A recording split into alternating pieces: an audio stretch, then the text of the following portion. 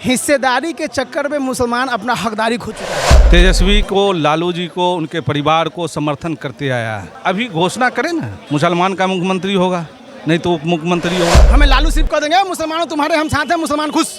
क्या मुसलमान का भला हो गया उससे?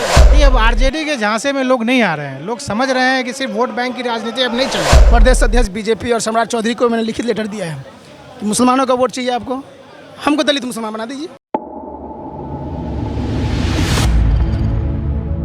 अभी मैं मौजूद हूँ हज भवन के गेट पर, जहाँ प्रशांत किशोर की ओर से मुस्लिमों को लेकर एक बड़ी बैठक चल रही है। हम लोगों से जानते हैं कि क्या इस बार के जो मुस्लिम हैं वो प्रशांत किशोर के साथ जाएंगे या फिर अपने पुराने जो हैं वो तेजस्वी यादव के साथ रहेंगे। हम लोगों से बात करते हैं और जानते हैं कि क्या लगता है इस बार प्रशांत किशोर अपना काम कर पाएंगे। ज़रूर, इंशाल्लाह ज़रूर करेंगे। बिहार की जनता साथ है, बेदार हो गई है। लोग समझ रहे हैं कि ये 20 साल का शासन बीजेपी और जेडीयू का, नीतीश बाबू का, और आरजेडी का 15 साल का शासन वो भी देख लिया है। बिहार में कोई बदलाव नहीं आया। इंशाअल्लाह ताला प्रशांत जी ने एक नई मशाल फूंका है और आगे चल करके बहुत अच्छा होने वाला है। और बिहार के लिए व्यवस्था में बदलाव, अमूलचूल परिवर्तन, जो ज़मीनी तौर पर जिसको बदलाव कहते हैं वो प्रशांत जी के द्वारा होने जा रहा है। इंशाअल्लाह होगा। जिस तरह से कहा जाता है कि मुस्लिम जो हैं बिहार के वो तेजस्वी यादव के कोर वोटर माने जाते हैं, तो क्या लगता है कि प्रशांत किशोर तेजस्वी के वोट बैंक में सेंध लगा पाएंगे? नहीं, अब आरजेडी के झांसे में लोग नहीं आ रहे हैं। लोग समझ रहे हैं कि सिर्फ वोट बैंक की राजनीति अब नहीं चलेगी। ज़मीन पर काम करना होगा। मुसलमान के नाम पर वोट लेकर के सत्ता में आने का मतलब नहीं, और मुसलमानों के लिए कुछ ना करे। अब ये राजनीति नहीं चलेगा। ये 2021वीं सदी है। लोग पढ़े लिखे हैं, सारे बच्चे लोग पढ़ लिख करके, सोशल मीडिया का ज़माना है। अब इस ज़माने में अब आप सिर्फ वोट बैंक की राजनीति करके सर्वाइव नहीं कर सकते। व्यवस्था बदलना, मुसलमान की सही नुमाइंदगी, मुसलमान के लिए सही वो सिर्फ प्रशांत जी के थ्रू हो सकता है। और मुसलमानों ने प्रशांत जी पर अब भरोसा कर लिया है। अब ये कोई आरजेडी जेडीयू कुछ नहीं, सब प्रशांत जी। यानी कि तेजस्वी के कामकाज से जो बिहार के मुस्लिम वोट बैंक की राजनीति काम क्या हुआ? कुछ नहीं काम हुआ। काम ऐसा कुछ नहीं हुआ। कोई परिवर्तन मुसलमानों के लिए क्या हुआ है? अगर गिनती में सिर्फ वो आप एक आज़ादी है मुसलमान को बोलने की, लेकिन मुसलमान का जो व्यवस्था में जो बदलाव है वो तो नहीं हो सका ना। क्या लगता है इस बार प्रशांत किशोर अपना काम कर पाएंगे? बिल्कुल करेंगे, बिल्कुल करेंगे। अभी जो माहौल है पूरे बिहार का बदलाव चाहती है, तो इस बार तो पक्का है, उम्मीद तो है, बाकी तो ऊपर वाला है। जिस तरह से कहा जाता है कि बिहार के जो मुस्लिम हैं, खास करके मुस्लिम कम्युनिटी और यादव कम्युनिटी, एमवाई समीकरण कहा जाता है कि मुस्लिम जो, एक सेकंड सवाल सुन लीजिए, कि मुस्लिम जो हैं वो तेजस्वी यादव के कोर वोटर हैं, वो कहीं नहीं छिटकेंगे। ये वो हम हैं, ठीक है। वो एक दौर थे कभी, लेकिन अभी हर कौम से, हर जाति से बदलाव चाहता है। सिर्फ मुस्लिम में ही नहीं है, हर जाति से बदलाव चाहता है। तो इस बार तो कुछ न कुछ उलट फेर होगा, इसमें कोई दो राय नहीं है। तेजस्वी का वोट बैंक वोट काट पाएंगे? एकदम कटेगा। हम ये तेजस्वी उन्हीं का नहीं, सबका कटेगा। यानी बदलाव की जो भावना है पूरे बिहारियों में अभी है। तकरीबन वो 50+ है। सब ये चाहते हैं कि इस बार बदलाव हो।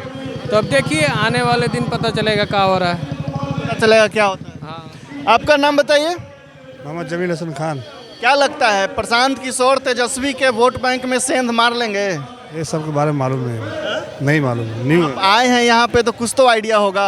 आइडिया कुछ नहीं है, बस यही है कि बिहार में बदलाव आ जाए, बस इतना ही चाहते हैं हम लोग।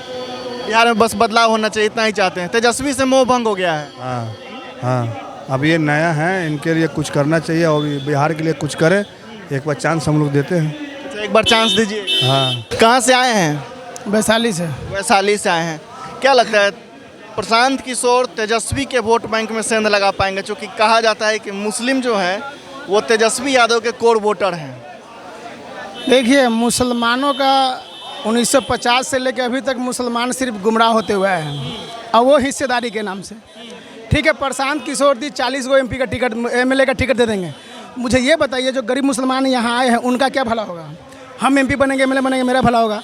हिस्सेदारी के चक्कर में मुसलमान अपना हकदारी खो चुका है। जो हक है मुसलमानों का, अभी मुसलमानों के साथ सबसे ज़्यादा अत्याचार, जुल्म हो रहा है। उसके लिए सरकार क्यों नहीं सोचती है? कोई सरकार बात क्यों नहीं करती कि प्रोटेक्शन, सरकार कानूनी सुरक्षा हमें क्यों नहीं दिया जा रहा है? हमें लालू सिर्फ कह देंगे मुसलमानों तुम्हारे हम साथ हैं, मुसलमान खुश। क्या मुसलमान का भला हो गया उससे? दलित को देख लीजिए, आज से पहले जो दलित का जो कुछ दिन पुराना जाइएगा इतिहास में, दलित का बहुत बुरा हाल था। उसे मारना, उसे बहू बेटी के छेड़ना, उसकी इज्जत लूटना बहुत बुरा हाल था।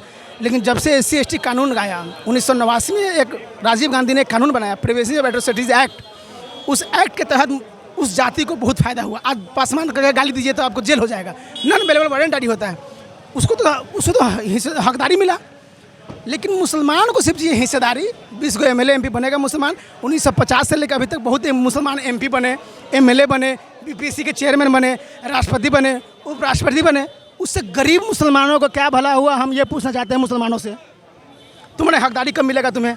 तुम हिस्सेदारी के चक्कर में तुम अपना हकदारी को खो चुके हैं। हकदारी लो ना, हिस्सेदारी तो अपने आप जो है दौड़ के आएगा तुम्हारे पास। अभी तुम्हारे साथ क्या होता है, रोड पे जो मार खाता है वो MP MLA नहीं खाता है। भंगी, मेतहर, जोल्हा, राइन, अंसारी, कुजरा, कवारी, हललखोर, मिर्गियाज, आने खडीक, बहुत सारी जाति ऐसा है जो रोड पे है।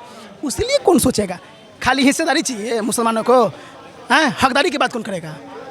तो क्या लगता है तेजस्वी यादव इस बार सेंध लगा, तेजस्वी यादव के वोट बैंक में सेंध लग जाएगा? हर पार्टी को, मैं यूनाइटेड मुस्लिम मोर्चा चलाता हूँ, मैं पासमानदाओं के बीच 1 साल से घूम रहा हूँ।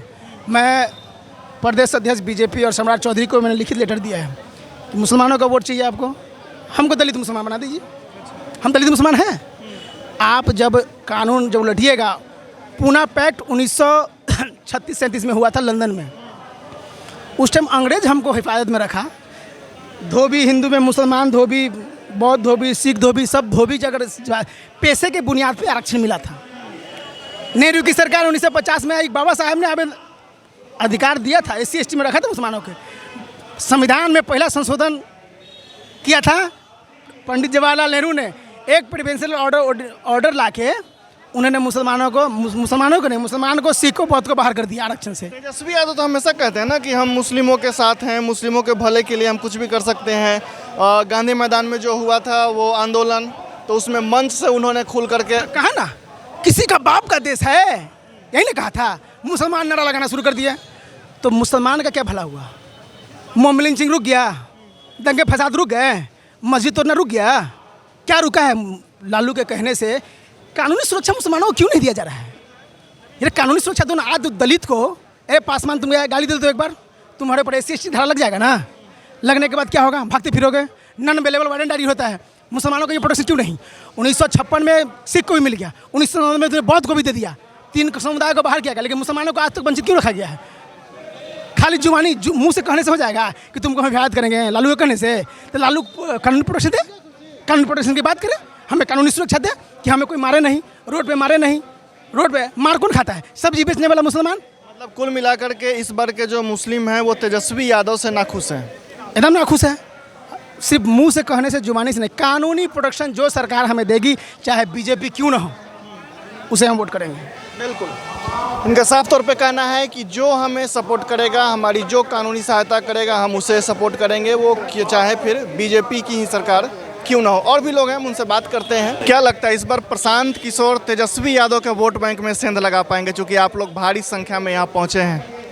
सेंध लगाएंगे क्यों? सेंध उसमें ख़त्म हो चुका तेजस्वी यादव।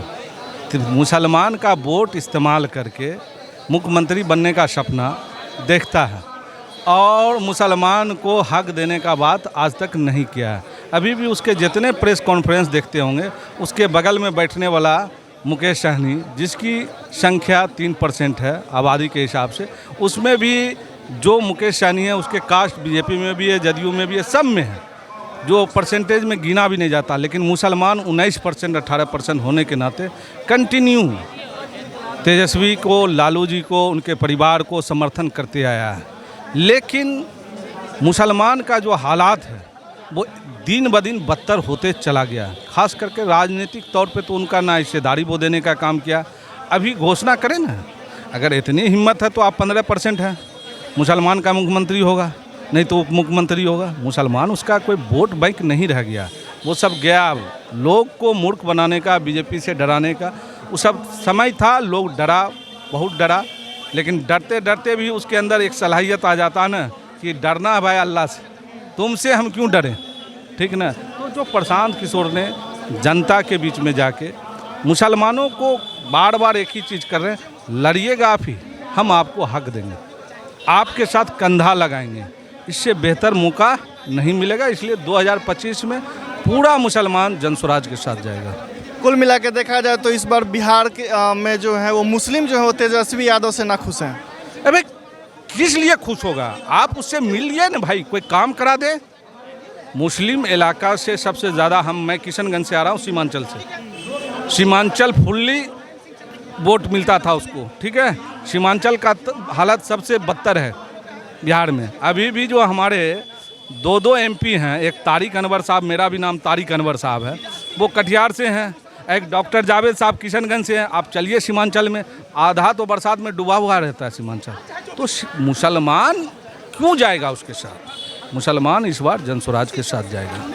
तेजस्वी यादव मंच पे चढ़ते हैं मुस्लिमों के साथ। गांधी मैदान में हाल ही में जो बड़ा सा आंदोलन हुआ था, उस पर चढ़ करके उन्होंने एकदम से जोश में कहा था कि हम मुस्लिमों के साथ हैं, मुस्लिमों के हमने हक की हमेशा बात की है। आप कह रहे हैं कि बात ही नहीं करते।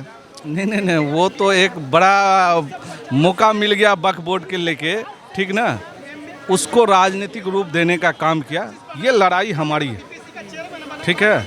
लालू जी का भाषण वायरल हुआ था उसी समय, वो खुद बोले थे वक्फ बोर्ड पे कड़ा कानून सपोर्ट करेंगे, ठीक है। दूसरा आप पता कीजिएगा, हम लोग तो अभी उस चीज़ का भी डिमांड कर रहे हैं कि पटना में वक्फ बोर्ड की ज़मीन बहुत है, उस पर कब्जा किसका है और किस समय कब्जा हुआ, ठीक है।